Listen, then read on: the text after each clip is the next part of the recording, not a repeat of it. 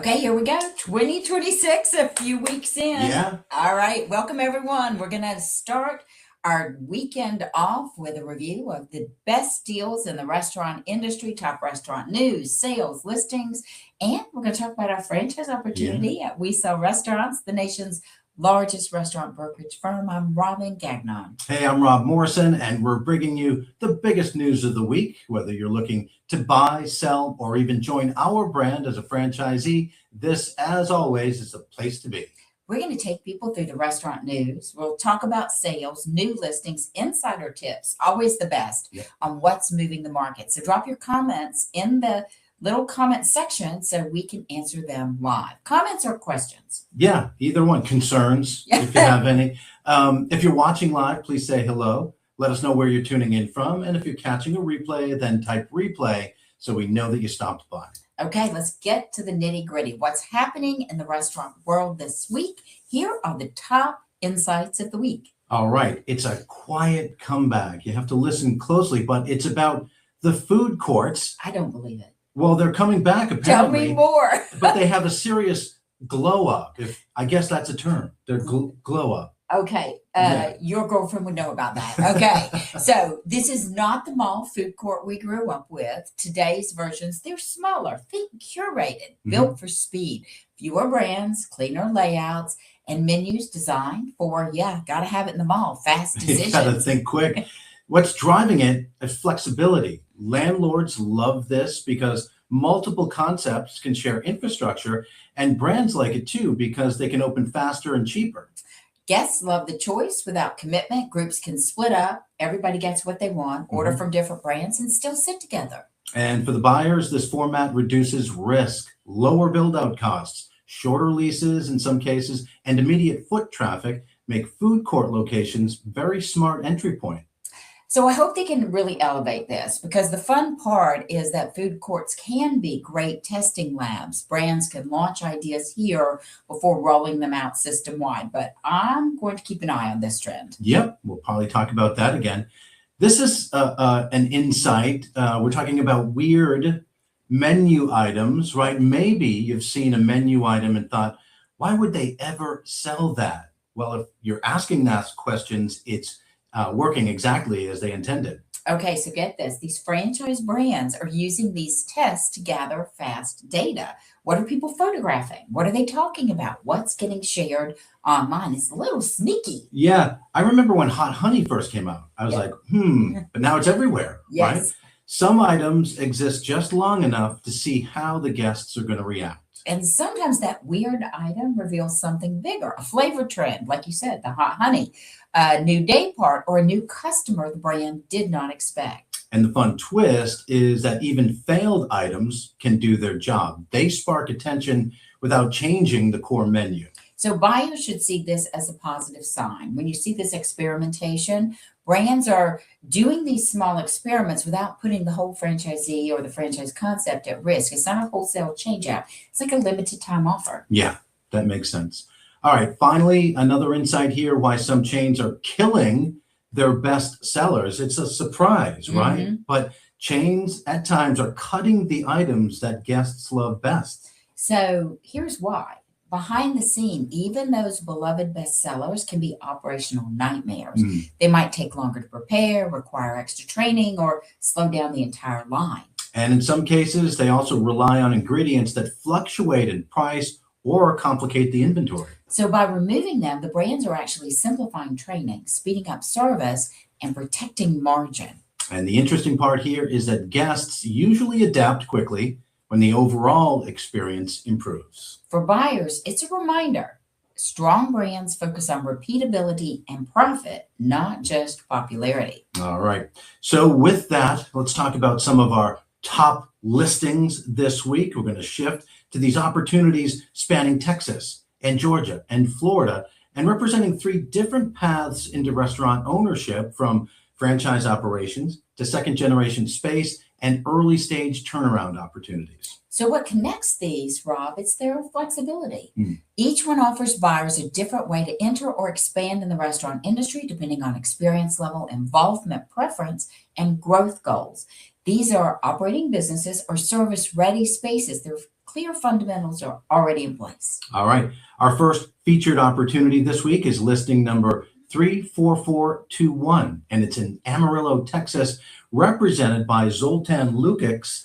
This turnkey franchise barbecue restaurant, listed at $99,000, has strong annual sales of almost $660,000, located in a high visibility intersection with approximately 30,000 vehicles a day. This restaurant benefits from excellent traffic counts and a dense surrounding trade area. The business has been operating since 2017 and is part of a well-known national barbecue franchise. It's absentee run today, which creates upside for an owner-operator who wants to step in and actively manage costs and marketing and community engagement. The restaurant is fully built out with a smoker, hood system, walk-in cooler, digital menu boards, POS system, even a branded delivery vehicle. The lease lasts through February 2030 and has 2 5-year options. Wow, out to 2040. Yeah, so stability there is built in. Rents at a little over $4,800 a month. That includes common area maintenance, and the opportunity offers long-term stability and a smooth transition for a hands-on buyer. Wow, sounds perfect. Mhm. Now, listing 34396 in Marietta, Georgia, represented by Jeff and Kim Height, listed at $199,000. It's a second-generation restaurant space inside a busy food hall. So we talked about food courts. Now we're switching to food halls. Strong demographics and steady traffic. The space is 1,450 square feet, seating for 48 inside, plus patio seating for another 60. Mm. A fully equipped kitchen that includes a hood system, grease trap, espresso machine, gotta have it, pasta equipment, refrigeration, and prep stations. The listing is ideal for a buyer who wants to bring their own concept to market quickly while controlling build-out costs. The lease runs through July 2029. So we've got some stability, a flexible layout. It supports Italian, fast casual, or other types of concepts that are similar, with manageable hours, a lean staff, and the ability to add online ordering, catering, or delivery. This opportunity, it works so well for an owner-operator or a small group. They're looking for speed to opening. That makes sense. So the final featured listing this week, 34415, it is in Oakland Park, Florida, represented by Connie Kokonis. It's listed at $175,000, and it's a Caribbean fusion restaurant that's been open less than 3 months. So this presents a true turnaround opportunity. The restaurant is currently absentee operated, breaking even with add backs, and it sits on one of the busiest roads in Broward County with more than 70,000 cars per day. That gives me a headache, 70,000 cars per That's day. South Florida. The space is 1,400 square feet, low rents, just over $3,600 a month, including that common area maintenance again. So it makes it attractive for a hands-on operator. The current concept is Caribbean, but the equipment package allows for conversion to many different concepts, giving buyers flexibility to reposition or refine what's being offered there. 3 great options, right? So if any of these listings caught your attention, type the listing number in the comments. Visit our website, WeSellRestaurants.com, to request full details.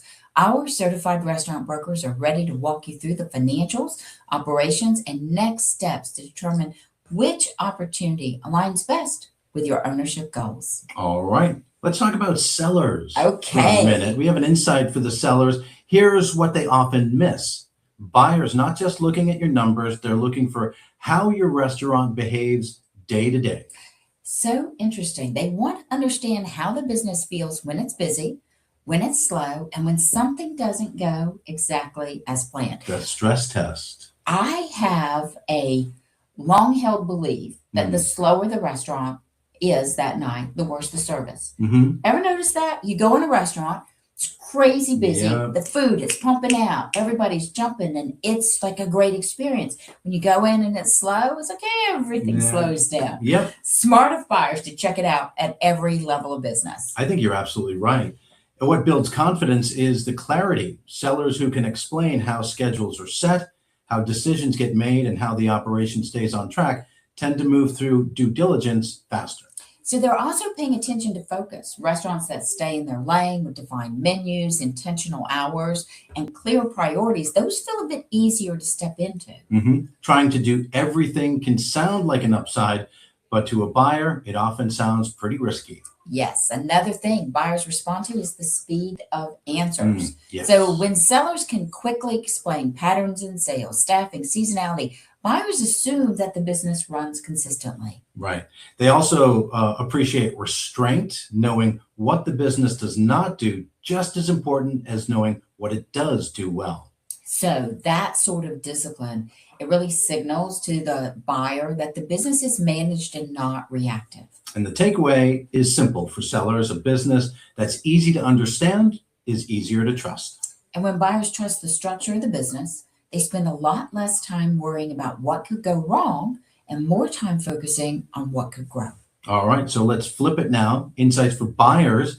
And buyers are beginning to understand in today's restaurant market that strong opportunities reveal themselves through structure long before any growth projections. That's so true. So when this restaurant, any restaurant, operates with clear routines, defined roles, consistent performance, buyers gain a real sense of what ownership will feel like. And that visibility reduces uncertainty. Buyers no longer just asking how much they can grow a business, but how predictable the outcome will be if nothing changes at first.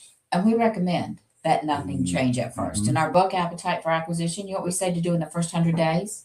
Nothing. Nothing. Yeah. That's right. I read it. Okay. And we do. We see buyers gravitate towards these restaurants where systems handle the ordering, the scheduling, and the service without this constant adjustment. Another overlooked factor is decision load.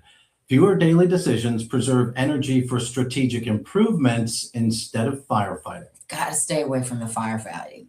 The clear boundaries, those matter too. Defined menu, intentional hours, and consistent vendors signal discipline. And the discipline creates a reliable baseline where growth becomes an option and not a requirement. So the takeaway for buyers is simple. Choose a business that shows control and consistency today so you have the flexibility in the future. Confidence in ownership comes from understanding how the business performs when nothing changes. All right, so now we're going to jump into some sold restaurants.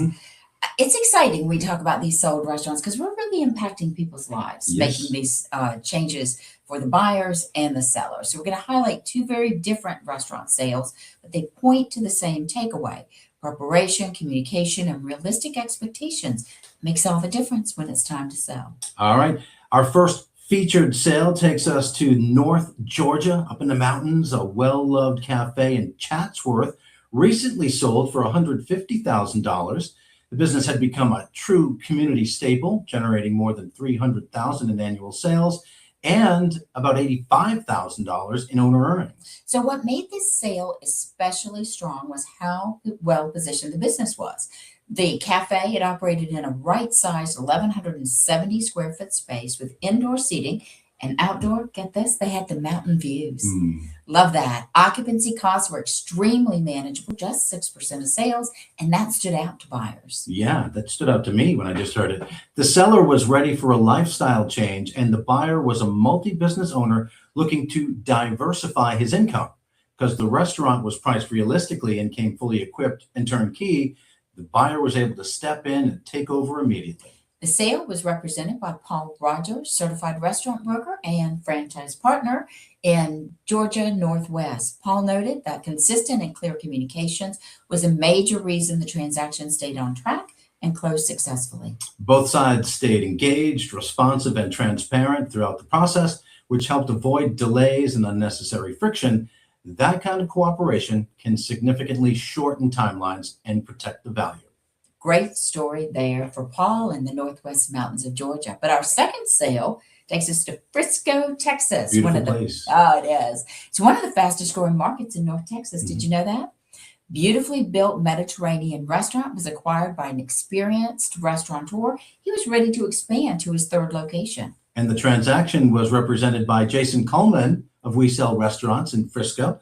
The buyer was already operating two successful restaurants and recognized that this location was a strategic fit for growth based on demographics and traffic and the overall market momentum, as you said. Yeah, I love this. The restaurant itself thoughtfully designed with modern finishes, but he was able to flip it right to his new concept. Mhm. Top of the line equipment, efficient layout, combined with strong visibility, ample parking, and excellent lease terms checked all the boxes. This was a seasoned operator. They were looking to scale. That's great. What stood out in this deal was the speed and efficiency. Both the buyer and the seller were prepared, readily available, and responsive during due diligence.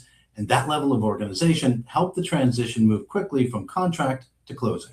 So when you look at these two sales side by side, the common threads, they're super clear. Realistic pricing, strong locations, turnkey operations, motivated buyer and sellers, and of course, professional representation from Mhm. We Sell Restaurants. And these closings are a great reminder that selling a restaurant is not just about finding a buyer, it's about positioning the business properly, staying engaged in the process, and working with a broker who understands all the details that matter. When those pieces come together, sellers are able to move on to their next chapter, buyers step into viable operations, and communities continue to enjoy the restaurants they love. So, if you want to read more details and insights from these sales, go to all of our articles. They're found online at blog.wesellrestaurants.com. All right. Now let's go to what will be recently sold. That's right. Because- Just moving through the pipeline. Because these are our hot new listings. So if you're looking out for opportunities that make you stop, drop, and roll, this week's hot new listings do exactly that.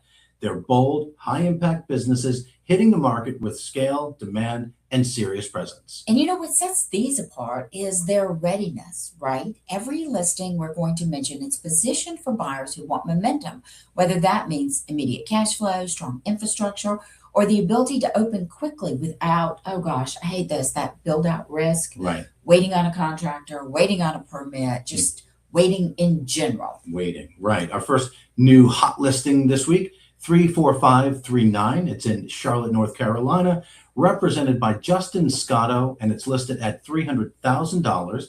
This high capacity lounge and bar is located in a prime uptown Charlotte corridor and is designed to capitalize on the city's growing nightlife scene. It's about 7,500 square feet, has seating for 110 total capacity for up to 400 guests total. Holy moly. So think about DJs or themed nights or private events and entertainment-driven concepts there. The open layout supports VIP areas and bottle service. This is a club, man. It is a club, hookah-focused seating while maintaining some smooth flow during peak hours. Full bar build-out already in place, including a walk-in cooler, multiple POS stations, ice machine, bar sinks, liquor storage, and extensive seating and furnishings. The second generation venue shortens the path to operation and reduces any upfront capital needs. Wow, there's someone out there looking to do a late night concept that is zeroing in on that one. Next up, it's listing 34564 in Phoenix, Arizona, represented by Doreen Gorman, and listed at, get this, $3,200,000. Wow. It's a rare opportunity to acquire an extremely profitable absentee-owned restaurant in one of North Phoenix's most affluent trade areas. Arizona's hot. The business, in more than one way, Yes. the business generates over $3 million, get that, in annual sales, over $500,000 in earnings for an owner with management in place. For an owner-operator, you immediately step in and improve your earnings even further. It's located in a high-traffic shopping center with excellent visibility, strong patio presence. The restaurant is known for consistency, quality, and loyal repeat customers. Limited hours have room for growth through expanded service, catering, or additional revenue streams. Wow. So if either of these hot new listings caught your attention, type the listing number in the comments or visit our website to request complete packages. Our certified restaurant brokers are ready to walk you through all the details, the financials, and the next steps to help you determine if the timing is right.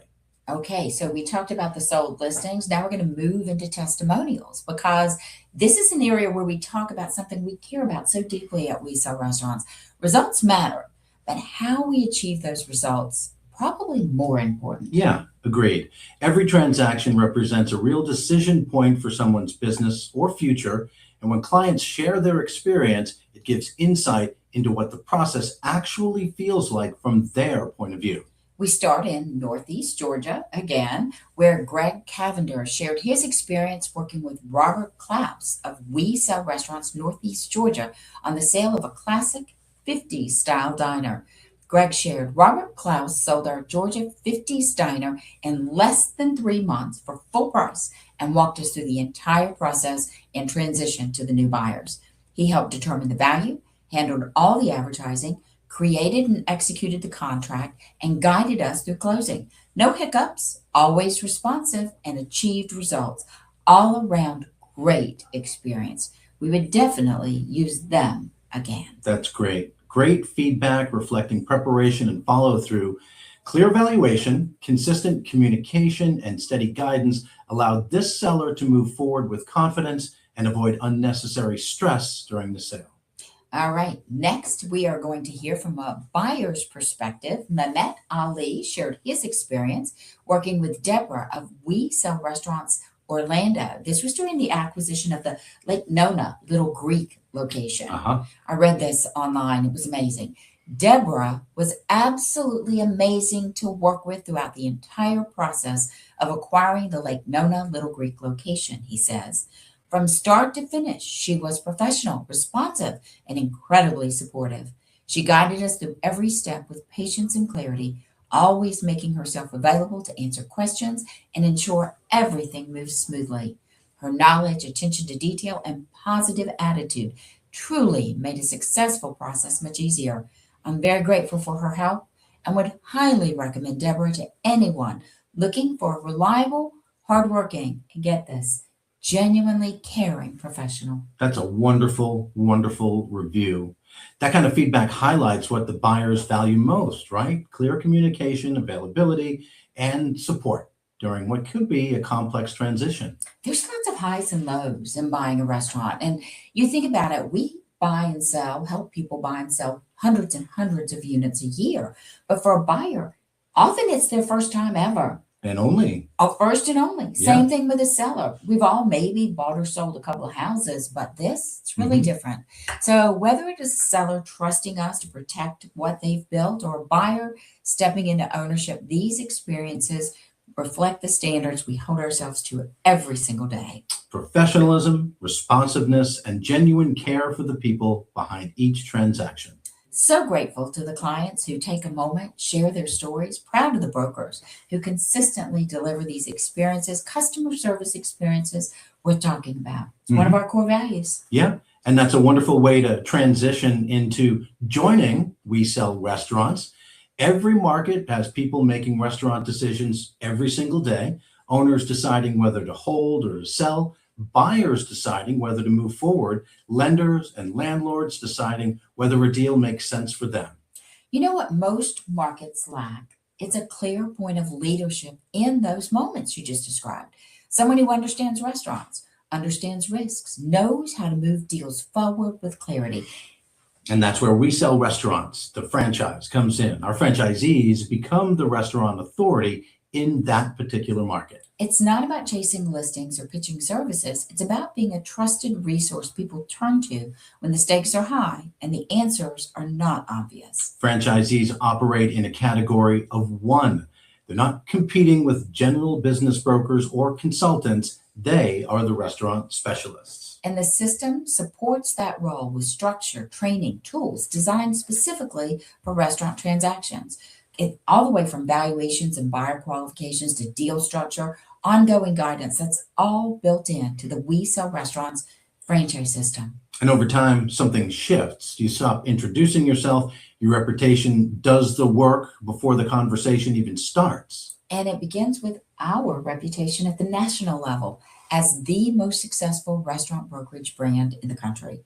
And that's how sustainable businesses are built at the local level through credibility, consistency, and relevance that lasts across market cycles. So for professionals who want a business grounded in expertise instead of hype, influence instead of volume, the We Sell Restaurants franchise offers a meaningful path forward. Restaurants, they will always change hands. The opportunity is to be the one trusted to guide that transition. All right. Something else that we do so well, franchise resales, talking directly to the big brands and the small brands. Mhm. Let's talk about franchise resales from a different perspective. Resale is not just a transition, it's a signal. When that unit changes hands, the market, they're paying attention. How fast is it moving? How smoothly is it closing? What's happening next for this brand? And candidates notice whether the brand attracts qualified buyers, lenders notice whether deals hold together, and existing franchisees notice whether support shows up consistently. So strong resales create this momentum inside a system. They tell the story that the ownership is transferable and success is not tied to one individual, but rather a system. Yeah, we're seeing brands place more value on continuity, keeping teams intact, maintaining hours, and avoiding disruption protects both revenue and reputation. Resales also test alignment. When expectations are clear, transitions feel steady. When they're not, friction shows up quickly. And that friction becomes feedback. Brands that pay attention use resales to tighten training, clarify standards, and improve communication across the network. So the takeaway for franchise brands is this: a resale is not a one off event, it's a public moment that shapes confidence throughout your franchise system. And brands that manage resales with intention protect unit economics, reinforce trust, and strengthen the long-term health of the brand. Okay, we're just about to wrap up, but I want to talk about some of the headlines this week. Sure. So I posted on LinkedIn yesterday because there was a huge ripple in the industry. Fat Brands Hmm. announced Chapter 11 bankruptcy. What I found so interesting about that is that in the same kind of news cycle the previous day, I saw another brand going out there saying, oh, we plan to double our footprint in the United States in the next 5 years. Mhm. And you contrast that with what Fat Brands did. I mean, they went on a shopping spree, Mhm. right? To 2017, 2020, 2021, 2022. They went from 700 units over a course of maybe 4 or 5 years to 2,300 units. Hmm. And in all of that time, for all of those different brands, because there's dozens of them, right? Yeah. From, oh my gosh, Great American Cookies, Hmm. that's one of them. Hot dog on a stick. I don't know Right. that there were very many of those. But even like Hurricane Wings and Grill, Hmm. that's one of their units. In all that time that they were pushing forward, grow, grow, grow, grow, grow, my question, Rob, is were franchisees realizing a benefit from the acquisitions of those other brands coming on board with the brand? Right. So we talk about resale strategies, shedding units and being careful. It's almost like the reverse is also true. Hmm. If you're going to add on units, you absolutely must be thoughtful and it must be additive overall to the brand. Did we get stronger? Did we get better in unit economics? Did franchise systems improve? Did franchisees get better support? Were they able to bring on systems that made everyone more powerful? So I guess my overall point is, and I said this in my post, bigger isn't always better. Yeah. It has to, yes, it's quality over quantity. This is how I ended it. Better is better. Better is better. Yeah. Better is better. But we can get involved, that's so bankruptcies of restructuring, it happens, in life. We can be Helpful. involved. We can be very helpful in those situations. Because some franchisees are wondering, okay, now what happens to me? In most cases, not that much. But if you start getting a little worried and say, maybe it's time for me to sell, can I still sell? Absolutely. We can help you navigate all of those situations and you absolutely can sell. And in fact, as the brand ultimately sheds some of the capital needs, reorganizes debt, and gets stronger, they're going to want the strongest possible franchisees in place, and we can help attract those through resales. Exactly. Yep. Right. Okay, so ended on a big subject, but important one. Mhm. It's out there. The world is talking about it, and it wraps up this week's top sales, listings, and franchise opportunities here at We Sell Restaurants. So remember, you're part of Fat Brands or you're not. You're buying, you're selling, you're exploring a career in restaurant brokerage. We can help. That's right. Great deals move quickly. So click the link in the comments or visit WeSellRestaurants.com to learn more. If you enjoyed today's show, hit the thumbs up, share it with someone interested in restaurant ownership. And follow our page so you never miss a new listing. We'll be back next Friday with more updates. In the meantime, have a great weekend. And remember, our name says it all. We sell restaurants.